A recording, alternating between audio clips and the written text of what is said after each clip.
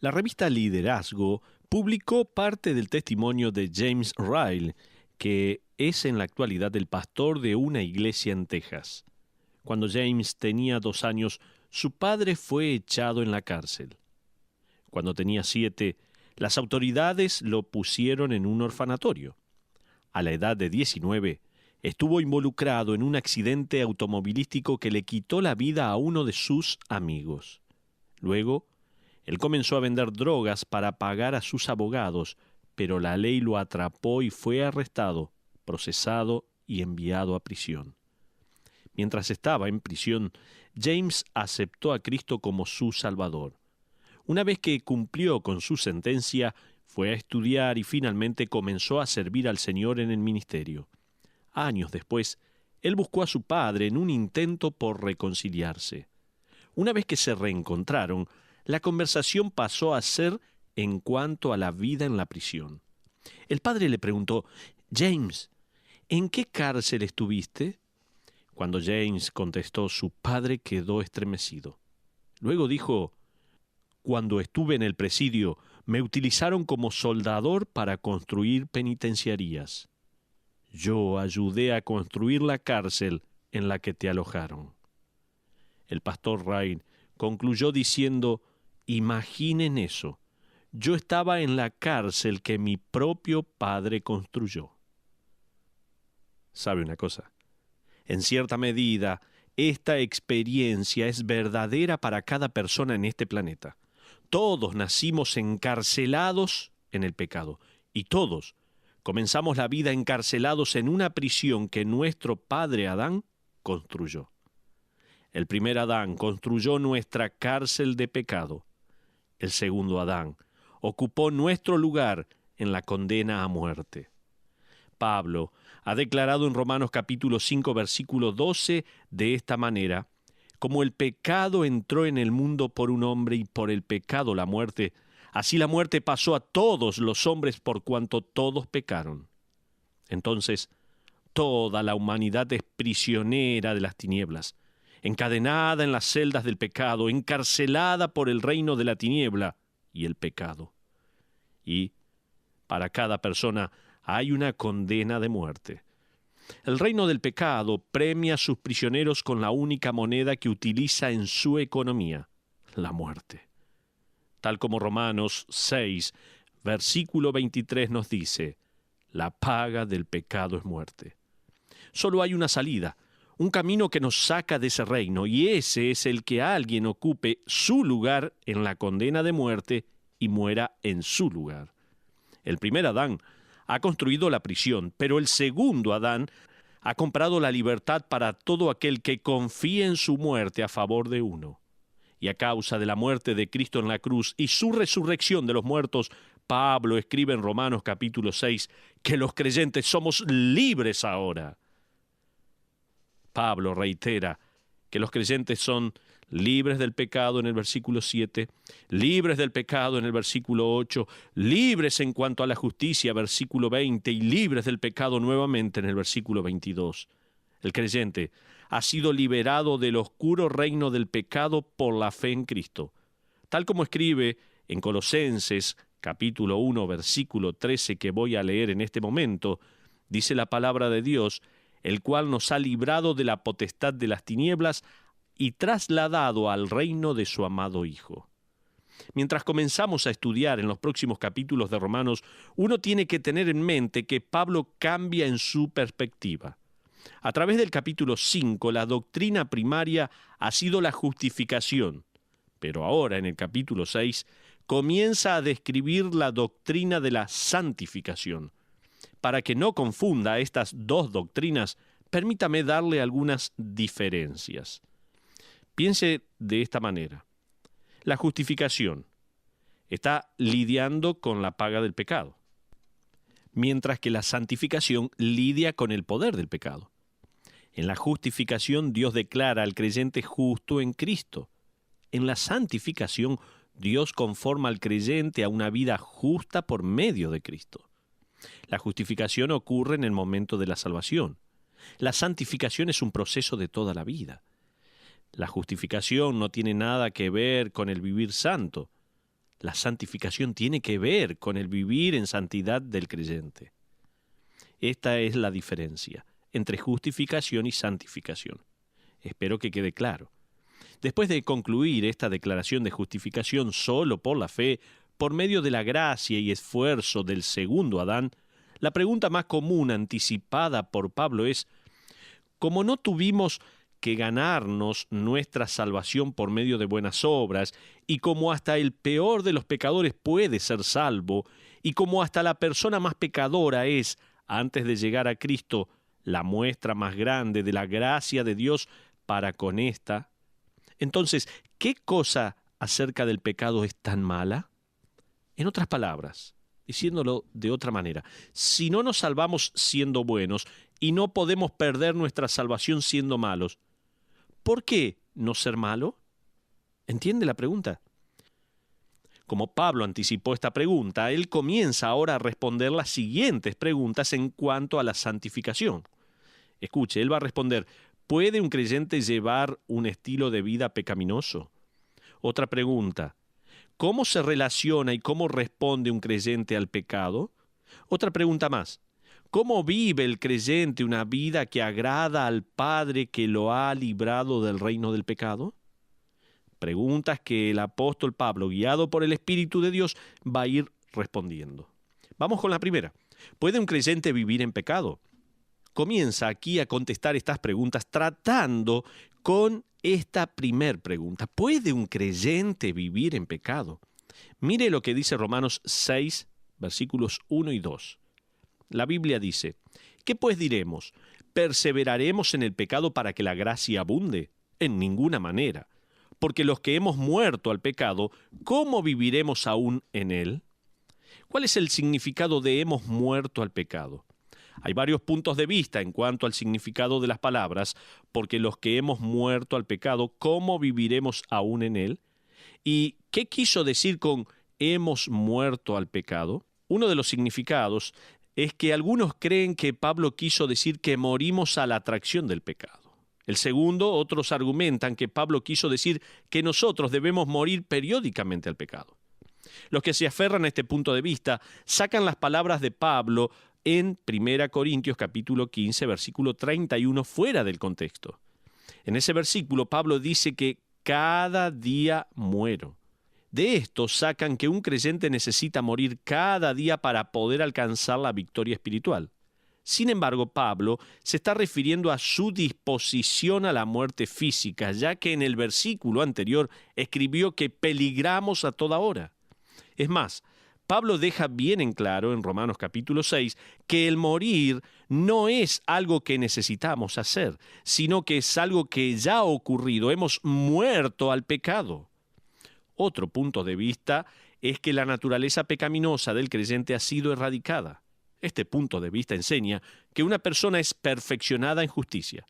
El problema está en que la carta de Pablo trata con el hecho que, si bien hemos muerto al pecado, aún estamos propensos a pecar. Otro punto de vista enseña que los creyentes deben de simplemente renunciar al pecado y morir al mismo. La interpretación que yo creo que es la correcta y consistente con lo que Pablo escribe después es que el creyente ha muerto al reino del pecado. En el capítulo 5, versículo 21, dice la Biblia así: para que así como el pecado reinó para muerte, así también la justicia reine por la justicia para vida eterna mediante Jesucristo Señor nuestro. En otras palabras, hemos muerto al dominio del pecado. A propósito, la muerte no significa extinción, sino separación. El infierno no es un lugar en el cual las almas se extinguirán, sino estarán separadas de Dios. Cuando Pablo dice hemos muerto al pecado, él no quiere decir que el pecado dejó de existir. Morir al pecado significa que estamos separados del poder del pecado. Estar muertos al pecado significa que somos liberados de ese reino del pecado. Pablo dice que el pecado reinó para muerte. El sustantivo del verbo griego reinar puede traducirse rey o reino. Dicho de otra manera, hemos muerto al poder reinante del pecado. Hemos sido separados o liberados del reinado del pecado. Ahora, Usted entró al reino del pecado al nacer. Usted sale del reino del pecado muriendo. Pablo está diciendo que fuimos liberados del reino del pecado porque morimos. ¿Qué quiere decir Pablo con esto? Bueno, Pablo va a ayudarnos a comprender llevándonos a dos lugares, un cementerio y un viñedo. Fíjese en el versículo 3 de Romanos capítulo 6. Dice la Biblia allí, léalo conmigo, ¿o no sabéis que todos los que hemos sido bautizados en Cristo Jesús hemos sido bautizados en su muerte?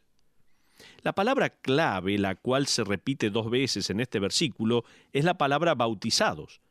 Sin embargo, la palabra no está traducida, sino que es una transliteración. En otras palabras, se le han puesto letras castellanas a esta palabra griega baptisomai. Como resultado tenemos la palabra bautismo. Y como resultado no sabemos, y su significado es absolutamente crítico para comprender este texto. La palabra bautizado tiene un significado tanto literal como figurativo. El significado literal es baptisomai. El significado literal de baptisomai es sumergirse. Por ende, el bautizar a alguien con agua implica que se debe sumergir. El derramar agua hubiera sido expresado con otra palabra griega, pero esas palabras nunca son utilizadas en el Nuevo Testamento para referirse a un creyente bautizándose por agua. Cuando ingresé en el seminario, estaba convencido de que podía sumergir a alguien o rociar agua o derramar agua. Realmente no me importaba el método a seguir. Después, al estudiar mi primer semestre de exégesis del idioma griego, descubrí el uso consistente de este verbo en pasajes del Nuevo Testamento al hablar de los creyentes bautizándose en el agua. Recuerdo haber ido a la biblioteca del seminario y buscar en varios diccionarios las definiciones de las palabras baptisomai y bapto, intentando encontrar alguna definición que no incluyera la inmersión, pero ¿sabe qué? No encontré ninguna. A propósito, los diccionarios y léxicos no tienen denominación. No hay diccionarios bautistas o metodistas o presbiterianos, no. Una palabra griega significa lo mismo más allá de la iglesia a la cual usted vaya. Los metodistas y otras denominaciones prefieren usar esta palabra y aplicarla no en su sentido literal, sino figurado. Pero la palabra baptisomai, bautismo en el castellano, significa literalmente sumergir. En sentido figurado es identificarse con otro, que en este caso es Jesucristo. Entonces, estas iglesias derraman algo de agua en la frente de una persona y dicen que el individuo ya está identificado con la muerte, sepultura y resurrección de Jesucristo. Nosotros creemos tanto en el significado literal como en el figurativo y que deben de ocurrir en la vida del creyente. En nuestra iglesia sumergimos al creyente en el agua y de esa manera lo identificamos con la muerte, sepultura y resurrección de Jesucristo. El agua pasa a ser una analogía del sepulcro y el creyente es sepultado en el agua y resucita de esta. ¿Entiende la imagen allí? Cualquier otra forma es simplemente ignorar el significado literal de una palabra maravillosa. Ahora, están aquellos que van a decir que Pablo no está hablando acerca del bautismo de agua, sino del bautismo del Espíritu. Creo que Pablo probablemente esté pensando en ambos, ya que ambos están relacionados. Pablo escribió en 1 Corintios capítulo 12, versículo 13, porque por un solo Espíritu fuimos todos bautizados en un cuerpo. El bautismo del Espíritu es el acto en el cual somos sumergidos en el cuerpo de Cristo. El lenguaje en este versículo es muy similar al de Romanos 6:3, que dice: todos los que hemos sido bautizados en Cristo Jesús. La inmersión en el cuerpo de Cristo sucedió en el momento de la conversión por el obrar del Espíritu Santo. Es imposible ser creyente y no haber sido bautizado por el Espíritu de Dios. Es imposible. El creyente es literalmente sumergido en el cuerpo de Cristo. Esta inmersión no es a medias, no es solo una pierna o un brazo, sino que el creyente entero es inmerso en el cuerpo. Pablo también tiene en mente que la experiencia del lector en el bautismo por agua debe recordarle su identificación con Cristo. Otra vez más, permítame decirle que el significado literal es inmersión y el significado figurativo es identificación. Creo que Pablo tiene eso en mente al continuar con el versículo 4 diciendo lo siguiente: porque somos sepultados juntamente con Él para muerte por el bautismo, a fin de que como Cristo resucitó de los muertos por la gloria del Padre, así también nosotros andemos en vida nueva. Hasta ahí la porción de la palabra. El bautismo literal por agua es la analogía perfecta para la identificación con Cristo en su muerte, sepultura y resurrección. El bautismo por agua identifica al creyente con la muerte de Cristo, ya que Él es entregado en manos de otros. La sepultura de Cristo también nos identifica al ser puesto bajo el agua, pero también identifica al creyente con la resurrección al ser uno levantado del agua por el poder de la persona. Este no es un concepto nuevo en el judaísmo. De hecho, los rabinos enseñaban que un gentil que quería dejar su fe pagana y convertirse al judaísmo tenía que pasar por las aguas del bautismo. Después del bautismo, era considerado renacido. Los rabinos enseñaban que un prosélito que abrazaba el judaísmo era como un niño recién nacido. Ellos también decían que si un niño nacía a un hombre después de su bautismo, el hijo sería considerado el primero y primogénito, incluso si había hijos más grandes aún en la familia. Los griegos también habrían entendido el concepto básico del bautismo. Incluso antes de la época de Cristo, ellos habían desarrollado las religiones misteriosas. Estas eran religiones falsas con algún que otro destello de verdad tejidos en sus rituales. Un griego llamado Apuleius, que pasó por un rito de iniciación en una de estas religiones misteriosas, escribió más adelante su experiencia. Él dijo haber pasado por una muerte voluntaria y luego fue renacido. En las religiones misteriosas de Frigia, el iniciado después de su bautismo debía tomar leche. Esto simbolizaba el hecho de que era un bebé recién nacido. Amigos, cuando el apóstol Pablo describe la idea del bautismo, el concepto ya habría sido copiado y falsificado por el enemigo para hacer un misterioso camino a la salvación.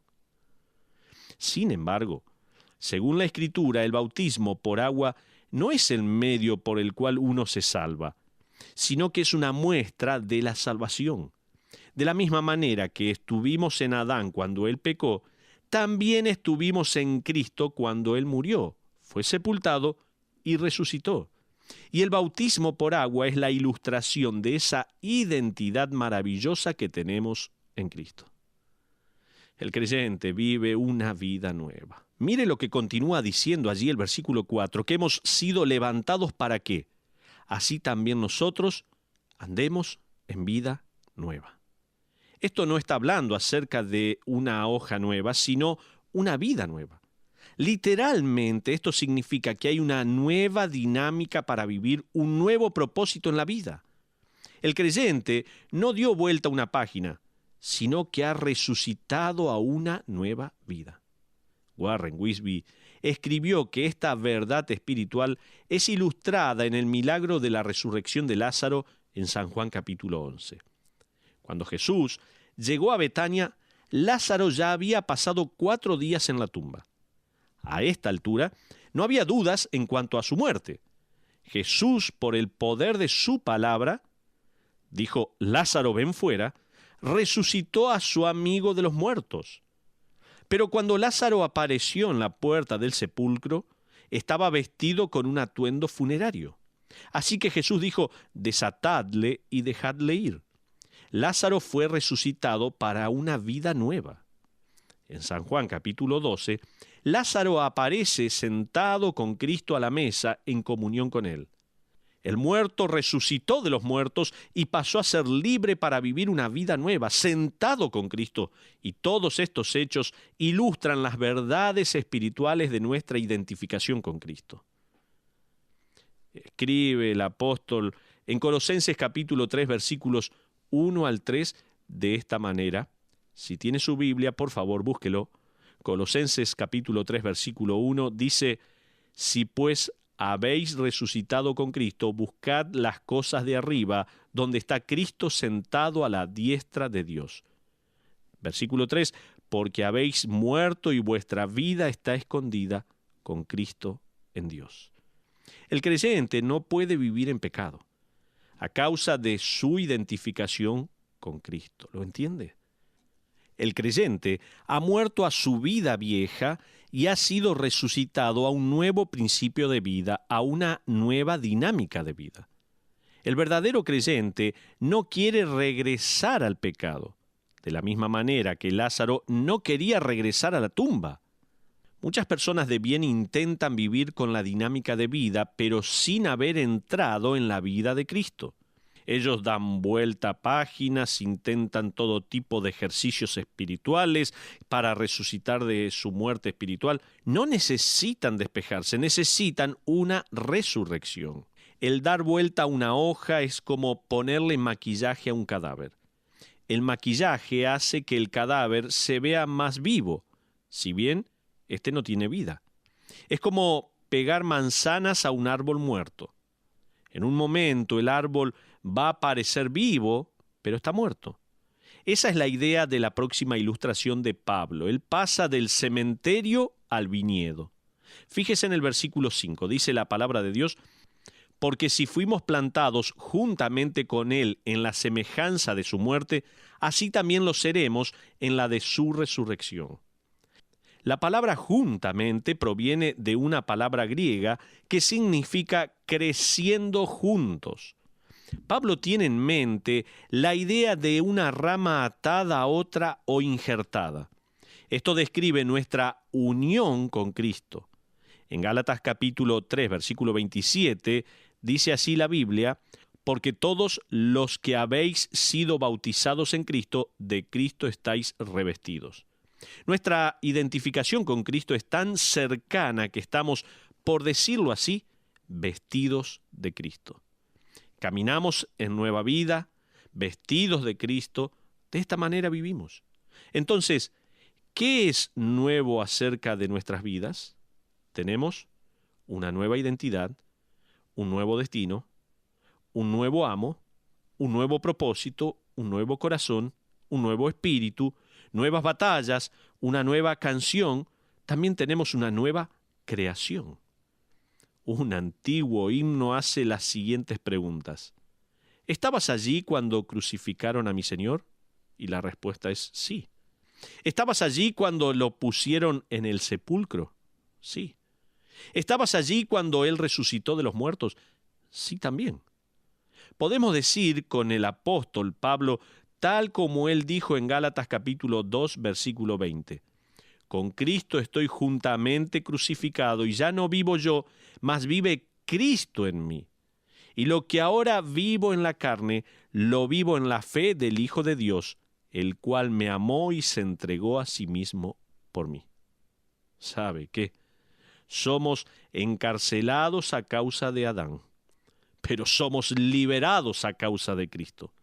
Somos encarcelados por causa del pecado. Somos liberados por causa del Salvador.